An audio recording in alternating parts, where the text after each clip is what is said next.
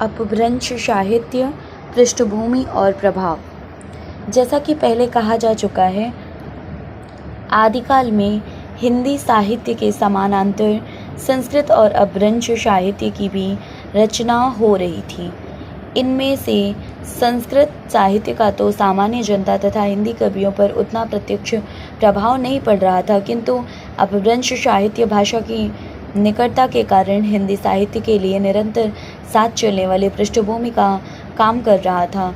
आचार्य रामचंद्र शुक्ल ने अपभ्रंश काल के अंतर्गत अपभ्रंश और आरंभिक हिंदी दोनों की रचनाएं सम्मिलित कर ली हैं, किंतु नवीन खोजों से यह सिद्ध हो चुका है कि उनमें से कुछ रचनाएं आरंभिक हिंदी साहित्य के स्वयंभू, पुष्पदंत, धनपाल, घाहिल, कनकामर, अब्दुल रहमान, जिनदत्तशूरी, जोइंदू, राम सिंह, लक्ष्मीचंद या देवसेन लुई या सिद्ध कवि बुशो किलपाद, दीपंकर, श्रीज्ञान, कृष्णाचार्य, धर्मपाद, टेंटया, महीधर तथा कमलावर पाद को अपभ्रंश के कवि मानते हैं। कवि स्वयंभू 783 ईस्वी के आसपास विद्यमान थे। इनके जन्म एवं मृत्यु काल, जन्म स्थान आदि के संबंध में कुछ भी विदित नहीं हो सका है। डॉक्टर जैन के मतानुसार वे कर्नाटक प्रदेश के निवासी थे।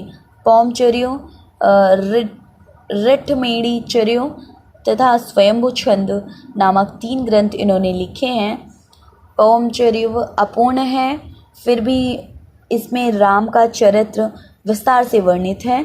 कथा के अंत के राम निर्वाण प्राप्त करते हैं और मुनींद्र उपदेश देते हैं कि राग से दूर रहकर ही मोक्ष प्राप्त किया जा सकता है। यदि स्वयंभू ने प्रचलित राम कथा के सत्यों से पलायन नहीं किया है, तथापि राग विराग की दार्शनिक स्थितियां सर्वत्र प्रधान रही हैं। अपभ्रंश के दूसरे कवि पुष्पदंत 10वीं शताब्दी में हुए थे। वे शैव थे, किंतु बाद में अपने आश्रयदाता के अनुरोध से जैन हो गए थे। उनकी भी 3 रचनाएं हैं, महापुराण, ड़य कुमार चर्यो तथा जसहर चर्यो। इनकी रचना धार्मिक उद्देश्य से हुई है।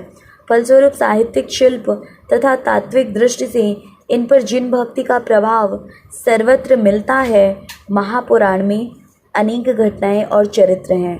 कवि ने 62 महापुरुषों की जीवन घटनाओं को वर्णन का विषय बनाया है। प्रसंगवश इसमें राम कथा को भी स्थान मिला है। धार्मिक ग्रंथ होने पर भी इसके काव्यत्व में किसी प्रकार की कमी नहीं है। पुष्पदंत ने प्राकृतिक सरस सौंदर्य का अत्यंत निकट से साक्षात्कार किया है। इस ग्रंथ की भाषा में अस्पष्टता हिंदी भाषा के अंकुर दबे हुए दिखाई देते हैं। एक उदाहरण देखिए, पड़ुत्तड़ी वड़ड़, पड़िय वेड़ायल, रुज्य सिंह दाउडो, ड़च्य मत मोर कलकल रो, पुरिय शयल काड़ो।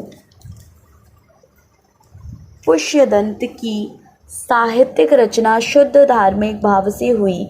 महापुराणों के प्रथम अध्याय में उन्होंने स्पष्ट लिखा है, भैरव राजा की स्तुति में काव्य बनाने से जिस मिथ्या ने जन्म लिया था, उसे दूर करने के लिए मैंने महापुराण की रचना की। राजस्तुति से दूर रहकर शुद्ध धार्मिक भाव से साहित्य रचना की। यह प्रवृत्ति अपभ्रंश से हिंदी में भी आई।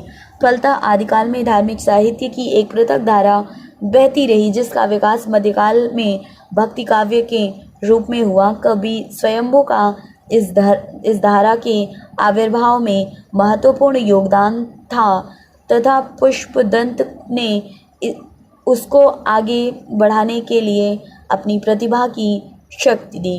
अपभ्रंश के तीसरे प्रमुख कवि धनपाल ने 10वीं शती में भविष्यत कहा कि रचना की जो मनुष्य हृदय की अत्यंत मार्मिक अभिव्यक्ति है, यद्यपि धर्म भावना इसकी ही भी रीढ़ है, तथापि प्रत्यक्षतः लोक हृदय की विभिन्न स्थितियों से इसका संबंध है। इसमें एक वर्णिक की कथा को स्वाभाविक घटनाओं के संयोजन द्वारा हृदय के विभिन्न घात प्रतिघातों की अभिव्यक्ति में पूर्णतः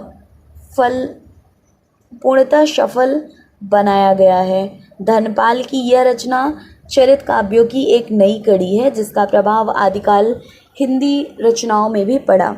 अपभ्रंश साहित्य के समर्थ कवियों में अब्दुल रहमान का नाम आता है जिसने संदेश रासक लिखकर हिंदी काव्य के लिए एक अस्थायी प्रेरणा का काम किया। विद्वानों ने उसका समय 12वीं शती का उत्तरार्ध और 13वीं शती का आरंभ माना है।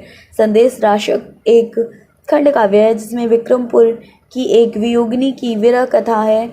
कवि ने उसका नक्सिक वर्णन तथा पति के लिए संदेश अत्यंत सहज भावभूमि पर चित्रित करके काव्य को मार्मिक बना दिया।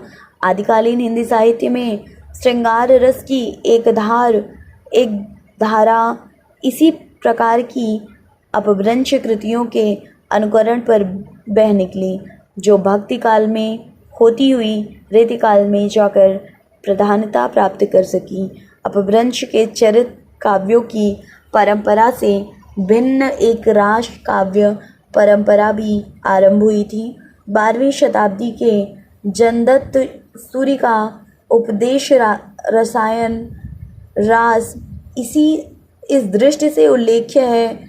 80 पद्यों का यह नृत्य गीत काव्य रासलीला के उस मूल रूप की ओर ले जाता है जिसमें हिंदी के आदिकालीन रासो काव्य लिखे गए होंगे और बाद में वे विकसित होकर अज्ञेय बन गए। कृष्ण की रासलीला के नृत्य गीत काव्यों की भक्तिकालीन कड़ी अपभ्रंश की इस काव्य परंपरा से जुड़ती है। अपभ्रंश में दोहा काव्य की परंपरा भी चल रही थी। कुछ कवि कोश के रूप में दोहा काव्य लिखते थे और कुछ फुटकर रूप में।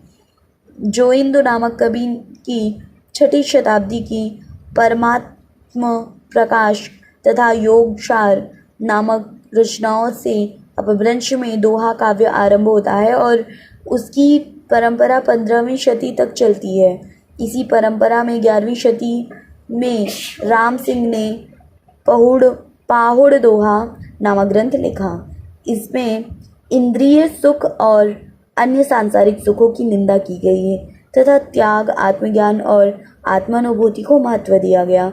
निश्चय ही जोइंदु से आरंभ होने वाली परंपरा में लिखित पाहुड़ दोहा दार्शनिक काव्य की एक ऐसी कड़ी है जो हिंदी साहित्य में आदिकाल से रीतिकाल तक निरंतर जुड़ती चली गई है। अपभ्रंश के दोहों में ही उपदेशों के साथ साथ श्रृंगार और वीर रसों की अभिव्यक्ति करने वाले दोहे भी मिलने लगे थे, जिनकी परंपरा में हिंदी दोहा काव्य का विकास हुआ।